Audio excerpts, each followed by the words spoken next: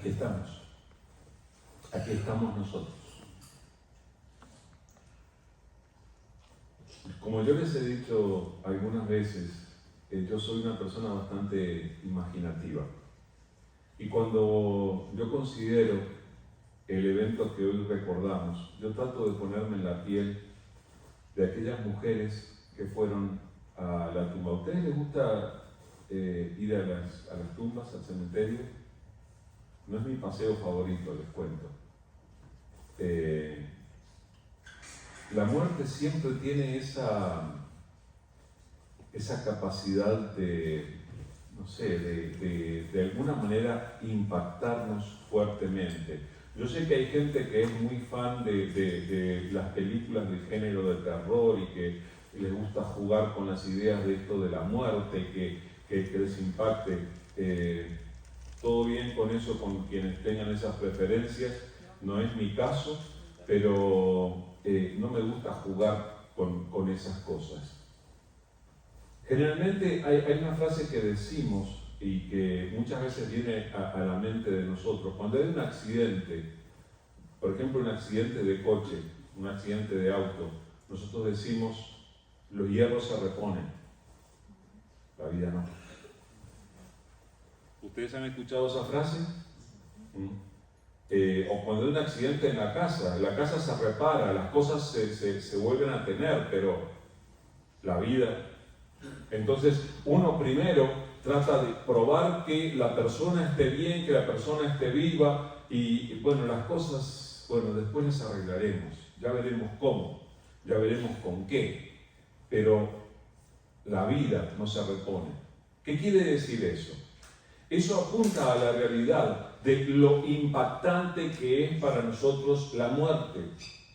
Nosotros sabemos que casi todas las cosas en esta vida podemos luchar con ellas, podemos enfrentarlas, podemos de alguna manera seguir adelante con limitaciones, pero una vez que se produce la muerte,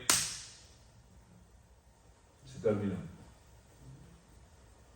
Y casi todos nosotros tenemos en nuestra mente y en nuestro corazón alguna persona que fue de nuestros afectos, que fue importante para nosotros y que partió. ¿O no? Muchos de nosotros tenemos esos recuerdos, esas personas presentes en nuestra memoria y están allí. Y hoy nosotros venimos a celebrar a aquel que ninguna tumba hubiera podido contener. Venimos a celebrar al que derrotó definitivamente a la muerte. Venimos a celebrar a aquel que sí murió, que frente a muchos testigos murió una muerte violenta en una cruz, pero que al tercer día, un día como hoy, se levantó de entre los muertos. Y aquellas mujeres fueron a la tumba, ¿se imaginan esa situación? Fueron a la tumba, en aquel momento era una tumba en una caverna, una cueva, y ya de por sí eso a uno le impone cierto respeto. Las mujeres llegaron allí, la piedra que estaba a la entrada de la tumba había sido removida, y valientes las mujeres. Yo admiro el valor de las mujeres, a veces. Ninguno de los varones aquí presentes sería capaz de enfrentar un parto, les aseguro. Nosotros morimos antes que pase eso. Pero el hecho es que aquellas mujeres, valientes mujeres, entraron en la tumba y la encontraron vacía, el cuerpo no estaba allí. Y el relato es fuerte, de acuerdo a lo que dicen los evangelios. Ustedes saben que los evangelios nos traen las diferentes perspectivas de cómo se produjo esto, pero entran allí las mujeres, no encuentran el cuerpo, la tumba está vacía, de repente se aparece un personaje allí y les empieza a hablar. Que aquella señora, yo caigo desmayado por lo menos. Tremenda la experiencia. Y nos cuentan algunas de las versiones en los evangelios que le llegan a preguntar, oigan, ¿qué hacen aquí? ¿Por qué buscan entre los muertos? Al que está vivo. No está aquí, ha resucitado. Tiempo después, no en ese mismo momento, tiempo después recordarían que Él les había anunciado que esto iba a pasar. Él les había anunciado que se iba a levantar de entre los muertos. Que aquella muerte, si bien era necesaria y tremendamente importante, no iba a ser el fin de todas las cosas. Él se iba a levantar de entre los muertos. Y a partir del testimonio de todos estos discípulos con los que Jesús estuvo, luego de su muerte y resurrección, nosotros hasta el día de hoy nos afirmamos en la promesa, nos afirmamos en la realidad de que nuestro Salvador no está muerto. Voy a decir algo que dicen tantos y tantas otras ocasiones. Grandes supuestos maestros de la historia se levantaron. Mahoma se levantó, murió, está muerto. Buda se levantó, enseñó, murió, está muerto. Einstein está muerto. Freud está muerto. Hay uno solo que se levantó de entre los muertos y está vivo. Cristo Jesús. Ninguna tumba podría haber sido capaz de contener al Hijo de Dios. Se levantó de entre los muertos conforme a lo prometido. Su muerte era necesaria, siendo el Cordero de Dios que quita el pecado del mundo. Su muerte fue necesaria para que sobre él cayera el peso de la ira de Dios por mis pecados y por tus pecados. Fue necesaria su muerte. Él entregó su sangre, derramó su sangre para que nosotros pudiésemos ser perdonados y limpiados delante de Dios. Pero el tercer día, Él se levantó de entre los muertos. Esto no es algo que nosotros celebramos solamente el domingo de Pascua.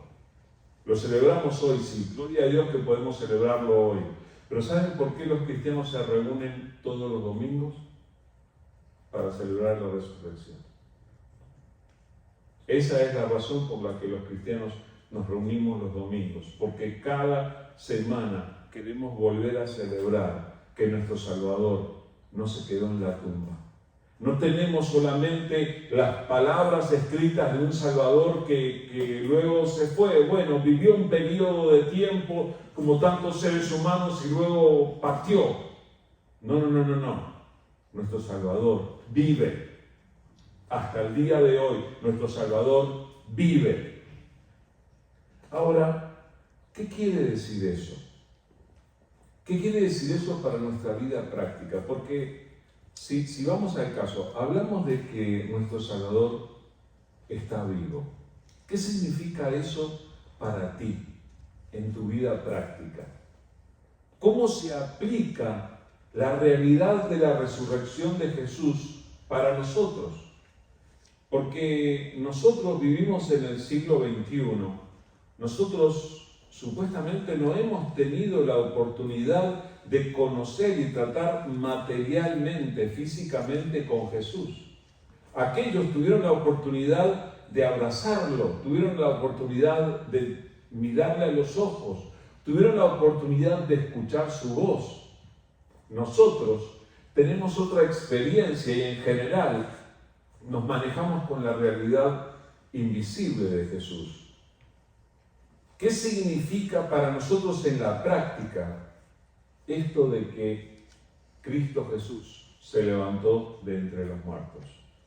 Yo quiero razonar con ustedes en cuanto a esto y lo lindo es que Jesús preparó a sus discípulos para el momento cuando Él no estuviera físicamente con ellos.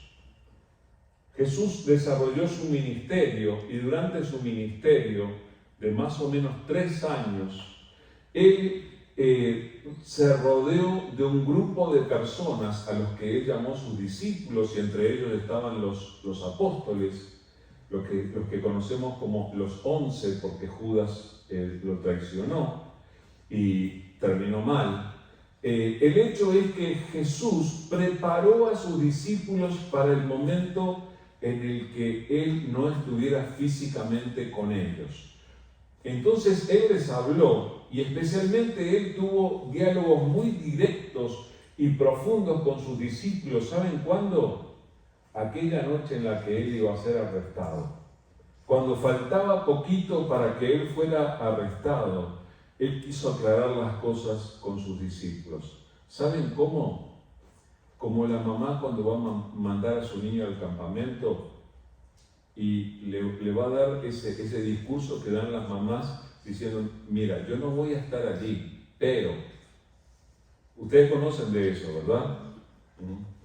Incluso los esposos conocemos cuando somos nosotros los que nos vamos al campamento o cuando nos vamos a alguna parte y la esposa nos quiere decir: mira, tal y tal y tal, esto está en tal lado, esto está en tal otro, tienes que, mira, comida hay aquí y aquí esto se llama lavarropa, ya saben, ¿verdad? Conocen más o menos ese discurso. Jesús le da estas palabras a sus discípulos, instruyéndolos en cuanto a cómo tenían que vivir o qué iba a pasar o de qué podrían aferrarse cuando ya no lo tuvieran cada día materialmente, físicamente entre ellos.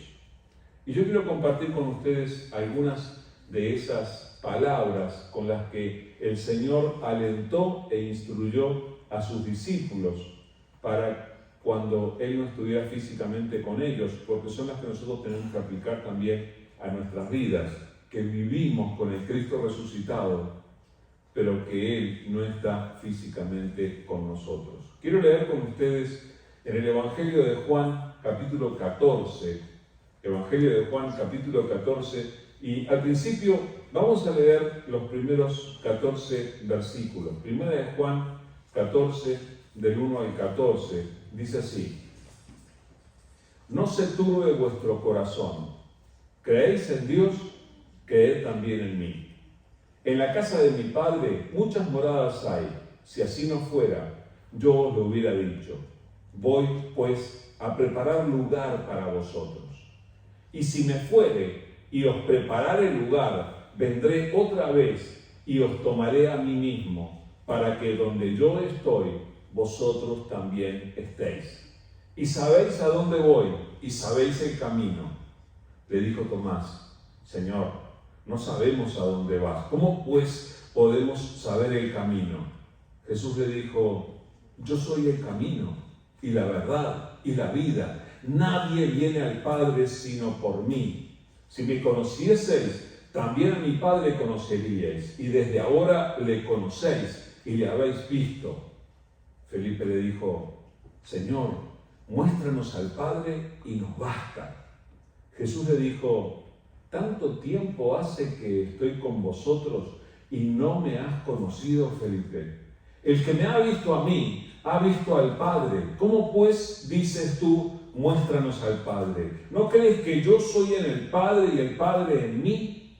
Las palabras que yo os hablo, no las hablo por mi propia cuenta, sino que el Padre que mora en mí, Él hace las obras. Creedme que yo soy en el Padre y el Padre en mí. De otra manera, creedme por las mismas obras. De cierto os digo, el que en mí cree, las obras que yo hago, Él las hará también, y aún mayores hará, porque yo voy al Padre.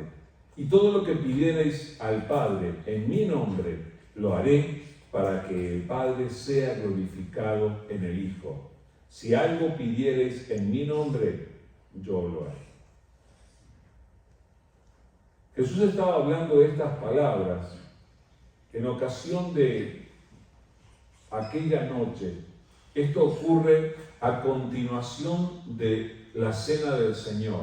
Ustedes recuerdan que Jesús se había reunido en aquel aposento alto con sus discípulos y les había hecho preparar la celebración de la Pascua. Como buenos israelitas que eran, habían preparado, se reunieron Y en medio de aquella celebración Jesús empezó a hablar de un cuerpo roto y de una sangre derramada. Y el ambiente se puso pesado. Ustedes saben cuando hay una persona de la familia que sabe que tiene una enfermedad fea, una enfermedad grave y que tal vez no esté aquí la próxima Navidad. Aquella Navidad deja una charla que los demás van a recordar por tiempo. Aquí está Jesús. Celebra la cena del Señor con sus discípulos. Este es mi cuerpo que por ustedes es partido. Esta sangre es la sangre del nuevo pacto. Esta copa es el nuevo pacto en mi sangre. Jesús está hablando de muerte. Jesús está hablando de sacrificio. Jesús está hablando de cosas pesadas, dolorosas. ¿Se imaginan el ambiente, cómo se pone? Yo creo que a lo largo del ministerio de Jesús, Jesús y sus discípulos muchas veces tuvieron un ambiente muy alegre, de contar historias, de reírse juntos, de compartir buenos momentos, pero aquella noche el ambiente estaba difícil. Entonces, yo les quiero recordar otra vez, ustedes permitan que yo lea y vuelva a leer estos mismos versículos para que se queden en nuestro corazón, aunque son versículos que ustedes ya conocen. Otra vez, empezando en el versículo 1, Jesús lo primero que le dice es: no se turbe vuestro corazón. ¿Creéis en Dios? Creed también en mí. En la casa de mi Padre muchas moradas hay. Si así no fuera, yo os lo hubiera dicho: voy pues a preparar un lugar para vosotros. Y si me fuere y os preparare el lugar, vendré otra vez y os tomaré a mí mismo, para que donde yo estoy, vosotros también estéis. Y sabéis a dónde voy, y sabéis el camino. Le dijo Tomás: no sabemos, Señor, no sabemos a dónde vas. ¿Cómo pues podemos saber el camino? Jesús le dijo: yo soy el camino y la verdad y la vida. Nadie viene al Padre si no es por mí. Qué tremendo que es esto. Lo primero que Jesús quiso hacer fue alentar a los discípulos, fue darles una palabra que los fortaleciera.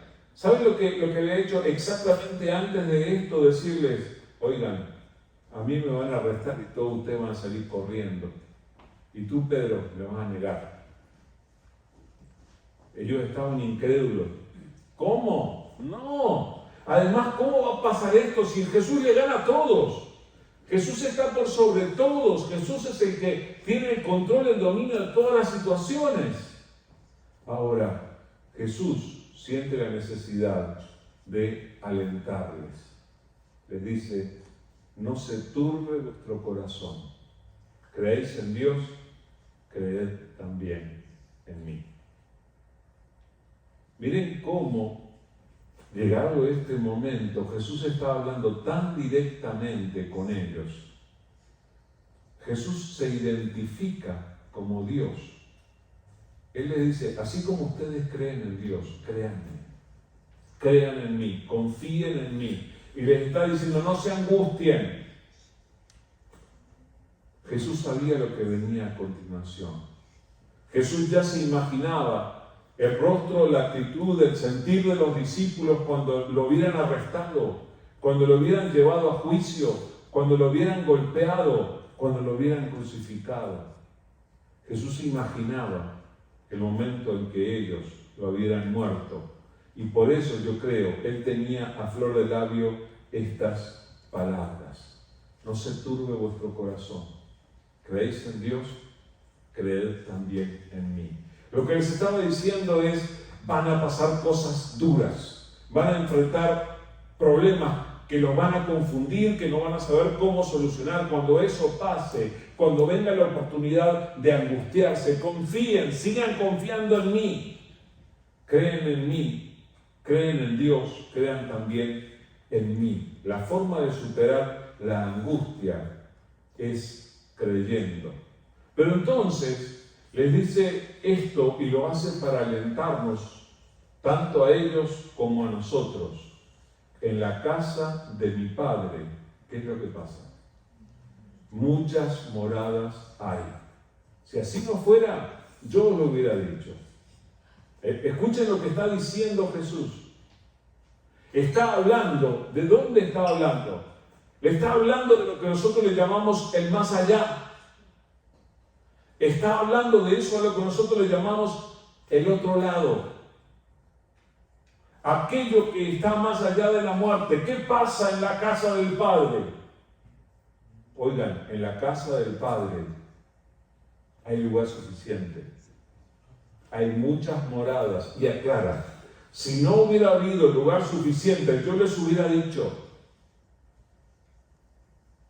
esto nos alcanza a nosotros, hermanos. Esta palabra nos afecta también a nosotros. Si no hubiera habido lugar suficiente para los que hoy creemos en Cristo Jesús, Jesús hubiera avisado, miren, hay un cierto número, pero tal vez no alcanza el espacio para todos. No. Jesús dice, en la casa de mi Padre hay muchas moradas. Si no fuera así, yo les hubiera dicho.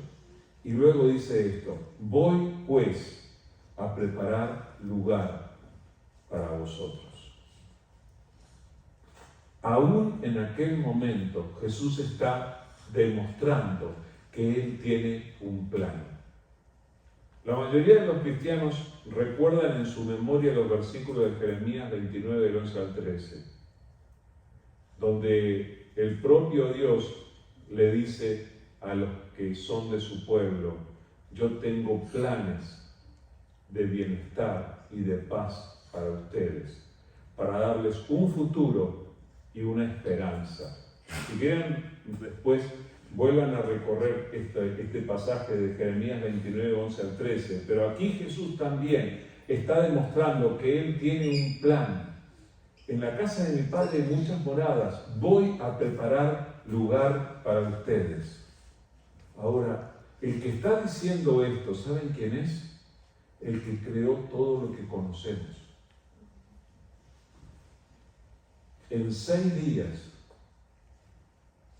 el Señor creó todo lo que vemos. Y yo creo que le salió bastante bien. ¿Ustedes qué dirían? ¿Han visto un atardecer últimamente? ¿Han visto la maravilla de la creación? Se detienen a maravillarse por lo grande, lo poderoso, lo creativo que es Dios, por lo buen artista que es. Nada se puede comparar con lo que Él ha creado, es maravilloso. Escuchen, 6 días demoró en crear todo esto. Hace más o menos 2000 años que se fue a preparar lugar para nosotros. ¿Cómo será aquello que Él ha estado preparando como 2000 años y en 6 días hizo esto? Debe ser tremendamente maravilloso. Voy pues a preparar lugar para vosotros. Y si me fuere y os prepararé el lugar, vendré otra vez y os tomaré a mí mismo, para que donde yo estoy, vosotros también estéis. ¿Saben dónde nos quiere tener Jesús? ¿Entienden dónde nos quiere tener Jesús? Nos quiere tener junto a Él. El lugar que es para nosotros, el lugar que nos corresponde, es estar junto a Jesús. El Señor te quiere a su lado. Ese es el lugar que te corresponde. ¿Saben en qué nos convierte eso? Nos corresponden viajeros. Está bien, estamos tratando de establecer nuestro lugar aquí. Tratamos de vivir aquí lo mejor posible, pero ¿saben? Por más que nos guste este lugar no es nuestro destino final. Estamos de paso. Nuestro hogar está allí. Con todo cariño, nos encanta poder pensar que en tener papeles en los Estados Unidos, llegar a ser ciudadanos, todo eso, perfecto. Pero nuestra ciudadanía, nosotros estamos de paso. Nuestra ciudadanía está en el cielo, en la presencia del Señor. Pero tienes que tener claro que hay un lugar para ti, hay una morada para ti, hay un lugar que el Señor está preparando para ti. Tenemos que recordarlo al Señor diciendo esto. Ahora, el Señor dice, y si me fuere y os preparare lugar, tienen que saber que voy a venir otra vez. El Señor quiere que nosotros estemos con Él. Ahora, el Señor dice para algunos de sus discípulos estas misteriosas palabras: y sabéis a dónde voy, y sabéis el camino. Saben que los discípulos no querían pensar en la muerte de Jesús en aquel momento. Por más que Él estaba hablando de eso, no les terminaba de quedar claro. Y Jesús le dice, ¿y sabéis a dónde voy? Y se ve que algunos pensaron en se irá de viaje. Y sabéis el camino. Y entonces una mente práctica como la de Tomás tenía preguntas. Además esto me encanta porque Juan recuerda exactamente los diálogos y quién estaba participando en aquellos diálogos. Tomás le dice, Señor, no sabemos a dónde vas. ¿Cómo vamos a conocer el camino? ¿Saben cuántas gracias le doy a Dios por la mente de Tomás y por haber sido capaz de hacer aquella pregunta? Porque motivó a Jesús para decir una de las frases más conocidas de toda la historia de la humanidad. Jesús le dijo, yo soy el camino y la verdad y la vida. Nadie viene al Padre si no es por mí. O sea, Tomasito querido, con todo cariño, te estoy diciendo que voy a preparar moradas. Te estoy diciendo, en la casa de mi Padre. A ver si entiendes. Nadie viene al Padre. Te estoy diciendo que voy a estar con el Padre. Y en cuanto al camino, ¿sabes cuál es el camino? Jesús le dice, yo soy el camino. No solamente soy el camino, soy la verdad. No solamente el camino y la verdad, yo soy la vida, Tomás. Y a cualquiera de nosotros nos lo puede decir. Jesús es el centro de la historia. Jesús es el centro de todo. Jesús es lo más importante. Y además nadie llega al Padre si no es por Jesús. No es por una religión, no es por la iglesia, es solamente por Jesús que llegamos ante el Padre. Así que, si alguien no lo tiene claro, este es el momento para que cada uno de nosotros se pregunte dónde tiene los pies, dónde está su vida espiritual. Porque no vas a llegar a la casa del Padre a menos que estés en el camino. No se trata de una técnica espiritual que uno tenga que hacer, de un rito que uno tenga que hacer. Se trata de vivir en Jesús. ¿Estás en Jesús? Porque eso es lo que hace toda la diferencia. Para llegar a la casa del Padre tienes que estar en el camino. Así que Jesús lo primero que hace, pensando en los discípulos que van a vivir como nosotros, sin la presencia física de Él, lo que hace es alentarles, renovarles la esperanza diciéndoles, miren, vamos en camino, yo los quiero tener donde yo voy a estar, así que voy a venir a buscarlos, tengan paciencia y confíen y crean en mí, porque voy a venir a buscarlos para llevarlos allí, y el camino soy yo. Eso es lo que Él tiene para decirnos a nosotros. Pero entonces, sigue hablando, y yo voy a leer los versículos 7 al 11 ahora. Dice, si me conocierais, también a mi Padre conoceríais, y desde ahora le conocéis y le habéis visto. Felipe le dijo, Señor, muéstranos al Padre y nos basta. Jesús le dijo, ¿tanto tiempo hace que estoy con vosotros y no me has conocido, Felipe? El que me ha visto a mí, ha visto al Padre. ¿Cómo pues dices tú, muéstranos al Padre? ¿No crees que yo soy en el Padre y el Padre en mí? Las palabras que yo os hablo, no las hablo por mi propia cuenta, sino que el Padre que mora en mí, Él hace las obras. Creedme que yo soy en el Padre y el Padre en mí. De otra manera, creedme por las mismas obras. Jesús está diciendo, yo soy la revelación de Dios. Ustedes saben que el pueblo de Israel había recibido mucha revelación de Dios a lo largo de la historia. Y ellos creían en Dios y oraban a Dios, pero sabían que nadie podía verle a Dios cara a cara.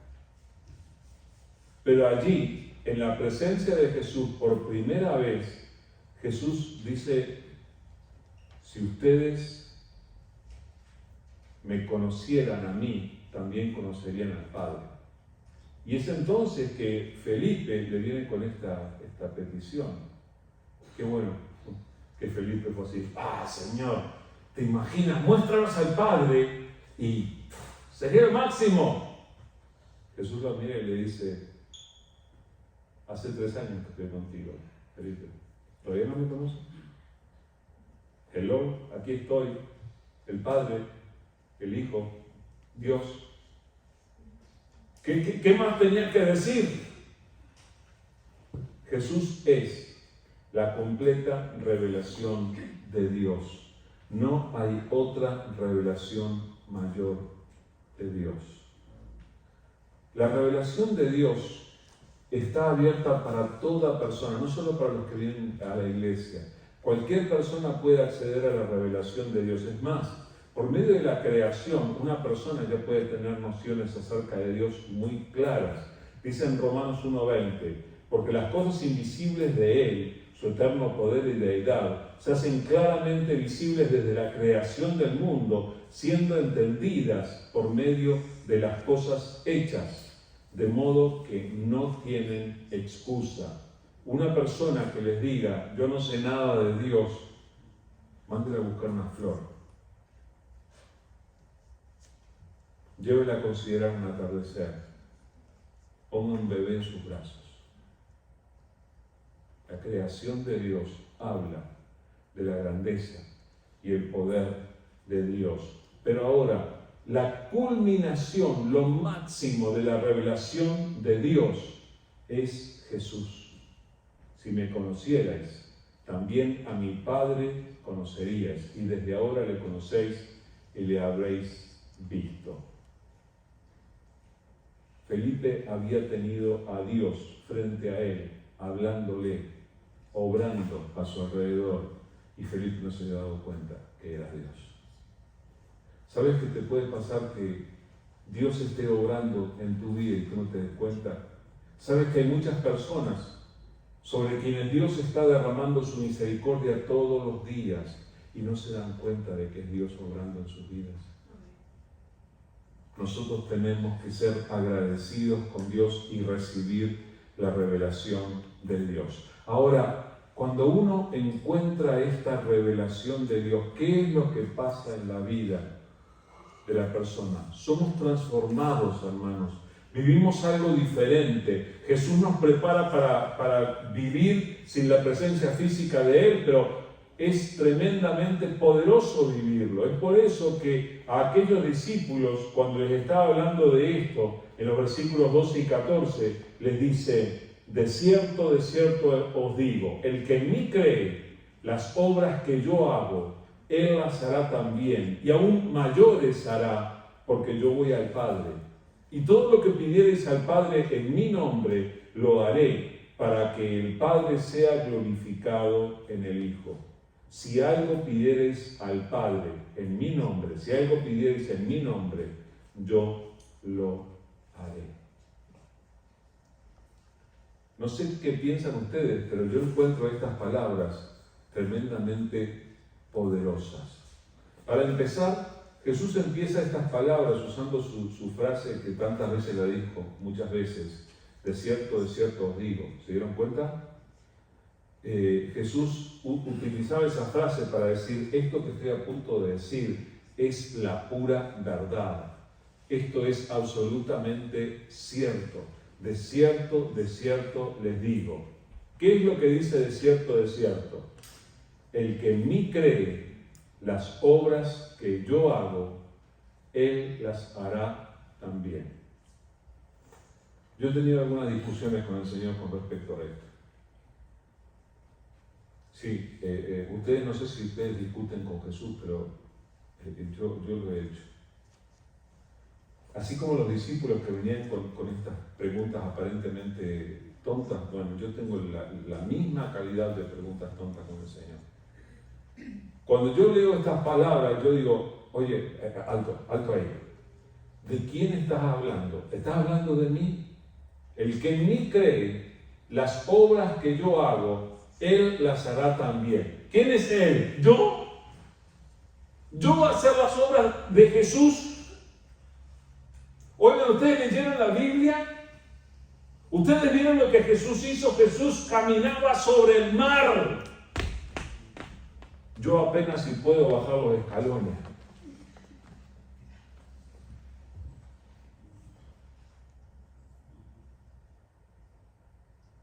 Cuando Jesús tenía un ciego delante de él, tenía la capacidad de sacarlo mirando, viendo. Cuando Jesús tuvo un paralítico frente a él, lo sacó caminando, no solamente caminando, saltando. Jesús se presentó frente a la tumba de su amigo, lo sacó vivo.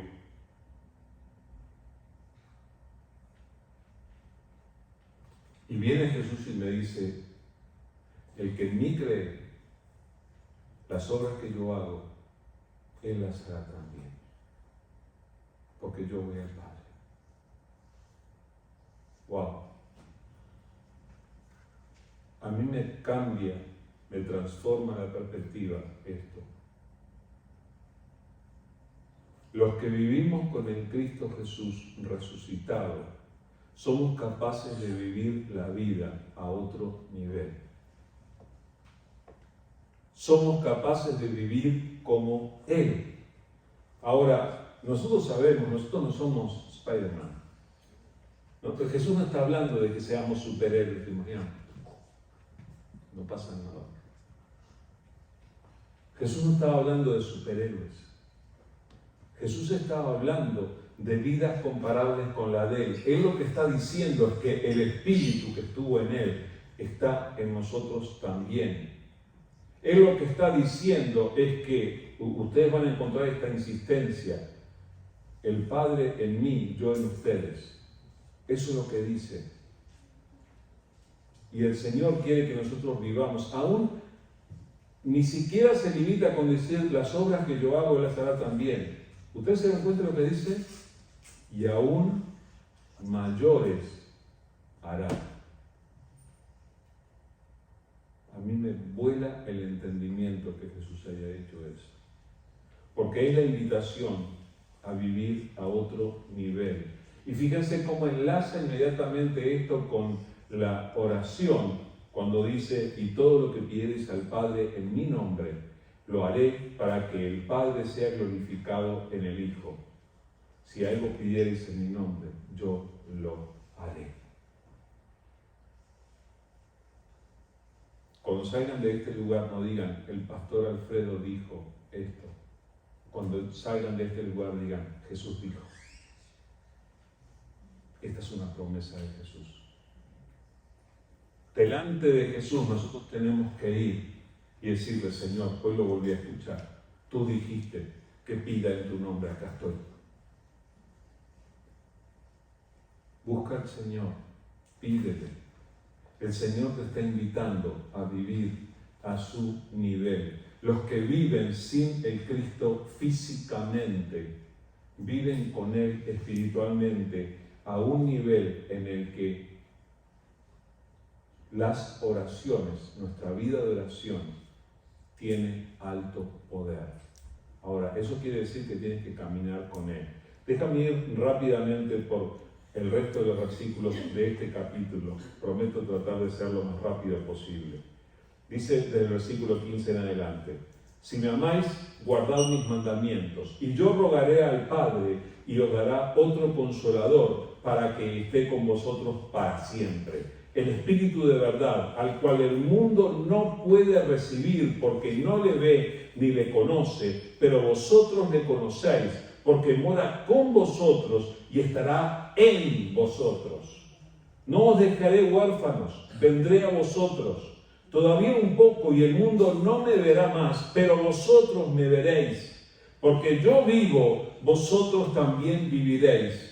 En aquel día vosotros conoceréis que yo estoy en mi Padre y vosotros en mí y yo en vosotros. El que tiene mis mandamientos y los guarda, ese es el que me ama. Y el que me ama será amado por mi Padre y yo le amaré y me manifestaré a él.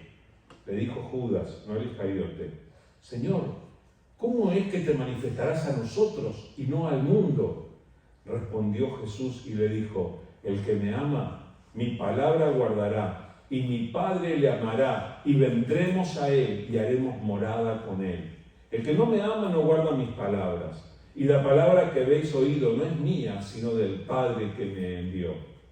Os he dicho estas cosas estando con vosotros, mas el Consolador, el Espíritu Santo, a quien el Padre enviará en mi nombre, Él os enseñará todas las cosas y os recordará todo lo que yo os he dicho.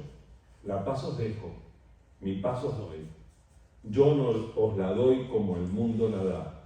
No se turbe vuestro corazón, ni tenga miedo. El Señor Jesús estaba preparando a aquellos discípulos para cuando no estuviera físicamente con ellos. ¿Y de qué les va a hablar ahora? Les habla de la presencia del Espíritu Santo. Les habla de cómo el Espíritu Santo va a llenarlos, va a habitarlos. Estos mismos que por 3 años pudieron andar de la mano con Jesús, pudieron tocarlo, pudieron, como decíamos, mirarlo a los ojos, pudieron escuchar su voz, pudieron ver sus milagros en primera persona y son nuestros testigos de todo esto que pasó. Llegó el momento en que Él partió, lo vieron ascender y luego se quedaron como nosotros. No tuvieron más la presencia física de Jesús. Sin embargo, Jesús había prometido que su Espíritu sería derramado sobre ellos. El mismo Espíritu que obró en ellos es el que obra en nosotros hasta el día de hoy. El Espíritu de Dios está obrando en tu vida y será mejor que le prestes atención. Pero además, el Señor enlaza esto con algunas cosas que a veces nosotros no nos damos cuenta de la importancia que tiene. Jesús empieza el versículo 15 diciendo: si me amáis, guardad mis mandamientos. Hay veces que nosotros no nos damos cuenta del valor que tiene nuestra obediencia al Señor. El hecho de que nosotros prestemos atención a su palabra y nos dediquemos a hacer las cosas como Él nos enseña, hace toda la diferencia. Aquí, como resultado, para empezar, Él dice: ustedes guarden mis mandamientos y yo le voy a rogar al Padre y Él va a mandar al otro Consolador para que esté con ustedes para siempre. El Espíritu de verdad, al que el mundo no le puede recibir porque no le ve ni le conoce, pero vosotros le conocéis, porque mora con vosotros y estará en vosotros. Luego dice: no os dejaré huérfanos, vendré a vosotros. ¿Qué quiere decir? Que Él mismo en persona es el que quiere venir. Ahora, esto de los mandamientos, hermano, el Señor empieza diciendo: guarden mis mandamientos, el Espíritu Santo viene. En 1 Juan 2, del 3 al 6, dice: y en esto sabemos que nosotros le conocemos si guardamos sus mandamientos. El que dice: yo le conozco y no guarda sus mandamientos, el tal es mentiroso y la verdad no está en él. Pero el que guarda su palabra, en este verdaderamente el amor de Dios se ha perfeccionado y por esto sabemos que estamos en él. El que dice que permanece en él debe andar como él anduvo. Así que es vital esto de que prestemos atención, vengamos a la palabra y busquemos a ver cuáles son sus mandamientos. Escuchen, dice la palabra: no dirás falso testimonio. ¿Dice o no dice? ¿Cuándo fue la última vez que mentiste?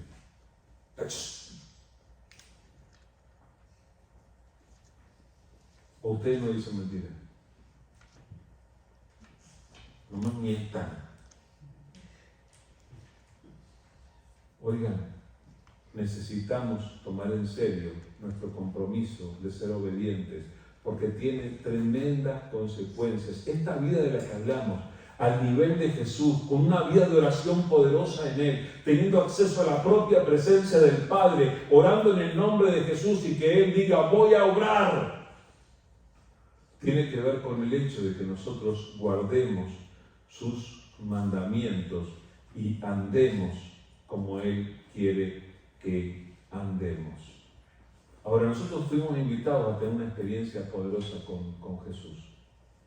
Jesús dice, todavía un poco y el mundo no me verá más. ¿El mundo le ve hoy en día a Jesús? No le ven. Y a nosotros nos acusan de andar creyendo en fábulas. El mundo no me verá más, pero vosotros, dice Jesús, me veréis, porque yo vivo, vosotros también viviréis. En aquel tiempo vosotros conoceréis, miren cómo compara, la vida de aquellos discípulos que se quedaban sin su presencia física es igual que nosotros. En aquel día vosotros conoceréis que yo estoy en mi Padre. ¿Es eso o no es eso lo que nosotros creemos? Él está sentado a la diestra de Dios, como nos dice la palabra. En aquel día vosotros conoceréis que yo estoy en mi Padre y vosotros en mí. Y esta es la clave importante. Jesús quiere que nosotros sepamos que nosotros estamos en Él. Vosotros en mí y yo en vosotros. El que tiene mis mandamientos y los guarda, ese es el que me ama. Y el que me ama será amado por mi Padre, y yo le amaré y me manifestaré a Él. ¿Saben lo que quiere decir me manifestaré? Quiere decir que Él se va a mostrar. Quiere decir que Él va a dar muestras claras, evidencias de su presencia con nosotros. Por favor, mira tu vida. Hay evidencias de que Jesús está contigo. Yo creo, hermanos, que a lo largo de nuestra vida, sin darnos cuenta a veces, nos hemos cruzado con el desconocido del camino y era Jesús. Solo que nos damos cuenta después que pasó esa experiencia. Pero nos encontramos con Él.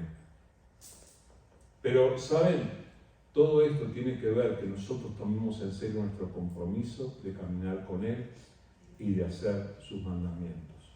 Hermanos, nosotros tenemos la oportunidad de vivir con aquel que ninguna tumba pudo contener. El poder, la gracia, la misericordia de Dios presentes en Jesús, no hay quien los compare. No hay experiencia en la vida que se pueda comparar con eso. El Señor te ha querido dar eso. El Señor te quiere alcanzar con su gracia, con su misericordia, con su poder. El Señor quiere estar contigo, poderoso para responder tus oraciones. El Señor quiere escucharte, hablarle de otras personas que no le conocen y quiere responderte poderosamente. Pero tú tienes que empezar por el simple hecho de prestar atención a su palabra y ponerla en práctica. ¿Qué les parece si nos tomamos en serio ese compromiso? ¿Qué les parece si tomamos la decisión de no salir de este lugar sin antes decirle, Señor, yo quiero vivir así? Yo quiero vivir como tú dijiste. Yo quiero cobrar aliento en ti y quiero vivir la vida de tal manera que un día esté en una de esas moradas que tú fuiste a preparar. Pero para eso necesitamos simplemente sujetarnos a Él en obediencia. ¿Saben con qué palabra nos dirigimos más frecuentemente nosotros a Jesús? Le llamamos Señor. ¿Y saben qué quiere decir esto? El Señor es el que manda. ¿Manda Jesús sobre tu vida? ¿O mandan más tus pasiones, tus ganas? ¿Manda Jesús sobre tu vida o manda más tu deseo de tener más? De tener más dinero, de tener más placer, de tener más poder, de ser mejor que los otros. Tenemos que ser de los que creemos en el Señor y realmente aceptamos que Él tenga autoridad sobre nosotros. Por eso somos invitados a guardar sus mandamientos para que Él se manifieste en nuestras vidas. Le vas a pedir ahora mientras oramos al Señor: Señor, manifiéstate. Yo quiero que te manifiestes en mi vida. El Señor te va a visitar en tu casa. El Señor se va a cruzar en tu camino. El Señor va a mandar un mensaje a tu teléfono. El Señor se va a meter en tu camino, va a tocar tu vida. Pero tú tienes que hacer el compromiso de serle obediente. Vamos a orar. Te damos gracias, querido Señor. Señor, gracias porque podemos alentarnos sabiendo que la tumba no pudo contenerte. Celebramos tu resurrección hoy, Señor. Señor, celebramos tantas cosas a lo largo de la vida, pero gracias, Señor, porque nos has dado el privilegio de celebrar que estás vivo. Y, Señor, te damos gracias porque estas palabras que estamos elevando en oración en este momento no son palabras echadas al viento. Tú estás escuchando, tú estás recibiendo, y es más, tú has prometido que todo lo que pidamos en el nombre de Jesús, todo lo que pidamos en tu nombre, tú lo vas a hacer, porque estás en el Padre, estás en nosotros. Te damos gracias, Señor. Te damos gracias. Padre, queremos rogarte en el nombre de Jesús que nos concedas el privilegio de que estas palabras que hemos escuchado, estas promesas que acabamos de escuchar, queremos que se hagan carne en nosotros.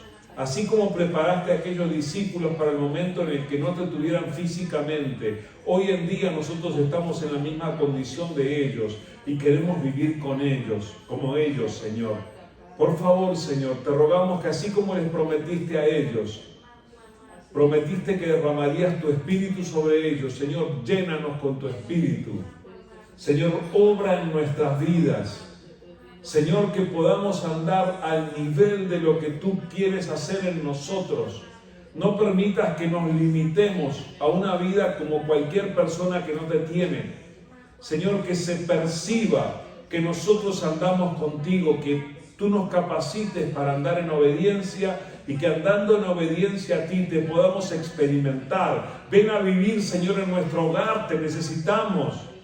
Ven, Señor, a manifestarte allí donde trabajamos. Señor, que podamos tenerte en cada una de nuestras comunicaciones, en cada paso que damos, en cada situación que enfrentamos. Señor, te necesitamos en medio de nuestros problemas y necesidades. Señor, tú conoces. Por favor, Señor, ven a obrar en nuestras vidas. Señor, que en los días que vienen, nuestra experiencia con nuestro Señor resucitado sea tan evidente, Señor, que aún la gente de fuera, aún los que nos ven vivir, puedan darse cuenta que algo más pasa en nuestra vida. Señor, aquí estamos delante de ti. Yo te ruego que tú bendigas la vida de cada uno de mis hermanos aquí, Señor. Cada uno de nosotros necesita una experiencia más profunda contigo. Cada uno de nosotros necesita más de ti, Señor. Por favor, levántate para manifestarte en nuestras vidas y para hacer esa obra que solamente tú puedes hacer. Nos ponemos en tus manos, Señor. Señor, muchas veces no hemos sido lo suficientemente obedientes y te pedimos que nos perdones, Señor. Pero ahora, Señor, te rogamos que nos capacites para andar en obediencia, para guardar tus mandamientos, para vivir en amor contigo, para amarte como tú mereces ser amado, y que al hacerlo tú te manifiestes en nuestra vida, tú derrames tu poder, tu gracia en nosotros y nos concedas vivir con el poder de tu resurrección. Gracias te damos, Señor. Gracias por tu palabra. Ayúdanos a dar fruto de ella, fruto abundante, como tú quieres que sea, Señor. Que tu bendición esté sobre nuestros hermanos, bendice a aquellos que por alguna razón no estuvieron aquí, pero Señor, bendícenos como iglesia también y concédenos ser un testimonio de tal manera que muchos más lleguen a conocerte y a caminar contigo. Gracias, Señor, en el nombre de Jesús.